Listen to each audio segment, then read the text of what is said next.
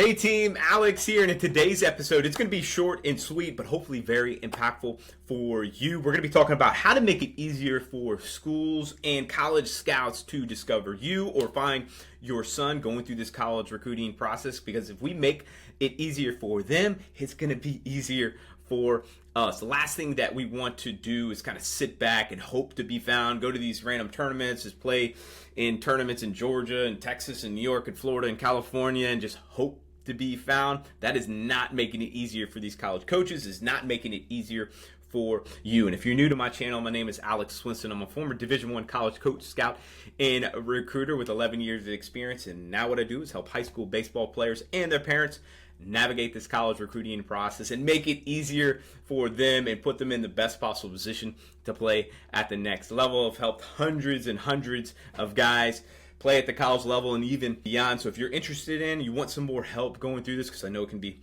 overwhelming, you can visit my website down below to learn more. You can book a call with me. I'll put my website up right here as well, and you can click down in the description on that link. So in order for a college coach to recruit you or your son, they need to know about your son, all right? That's very important, and of course it makes it a lot easier for them, because yeah, you could possibly get discovered somewhere, but man, that is a rarity these days. I talk to these college coaches on a weekly basis, and they know who they're going to be going to watch. They don't just randomly show up at a tournament and just hope to find somebody. No, they have a good detailed plan of who they're going to see, which fields they're at, or at showcases and camps, who's coming to them to watch them going through this. So make sure that you guys are taking ownership of your recruiting process. Don't just solely rely on your travel team or your high school coach, because they, one, usually are not very helpful in this recruiting process, is from my experience. And if you do guys have a good one, man, that is awesome. That's a huge blessing. But don't just solely rely on them. Make sure that you are taking the correct steps to put yourself in the best possible position and to make it easy for you to be discovered by these college coaches. All right, grab the bull by its horns, if you will. So let's talk about how to make this easier for college coaches. First things off is email and video. You can get discovered and get traction really going fast by sending a bunch of emails over a weekend, and next thing you know, you get 10, 15, 20 responses. The coach is like, wow, I like what I see right here. And these emails, don't make them long. All right, do not make them long. Your videos should not be long either. It's short and concise, and make sure that you have a one-click video link so college coaches can view this. We help with all this. I help with my guys going through this program. I'm making it easier for, again, the parents, but also the coaches. That is really important. Social media can make it a lot easier for you to be discovered, doing that the right way,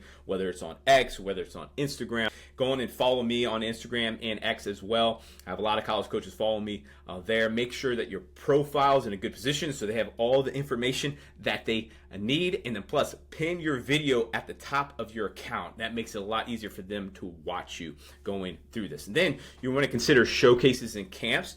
Now, the thing with showcases and camps, you just want to make sure that they're the good ones. There's a lot of bad ones out there. Showcases are like third parties, all right, where we know college coaches are going to be there. I'm not talking about Perfect Game or PBR, but more showcases where we know that 30 to 40 college coaches are going to be there with schools and with coaches, making sure that they're the recruiting coordinator or the head coach that does the recruiting, not like a volunteer or intern. That's very important. Also, look for games. You got to play games at these showcases and camps, because if you go to a half-day event with just a pro-style workout where you run a 60 or you take defense and BP and you throw a short pin, that's not enough. All right, college coaches need to see you in game as well. So consider that. And then also, and lastly, make sure that you are targeting schools that are a good fit for you athletically and academically. If you are targeting schools like a Vanderbilt or a Stanford that athletically we are not up to the par that they need from the metrics, there's a certain standard that they need to have you at, then we're going to be wasting our time. We're going to be wasting the coach's time, all right? Not to say you shouldn't be going after this, especially if you're a fringe. You don't need to be a D1 guy right now, especially if you're like a sophomore.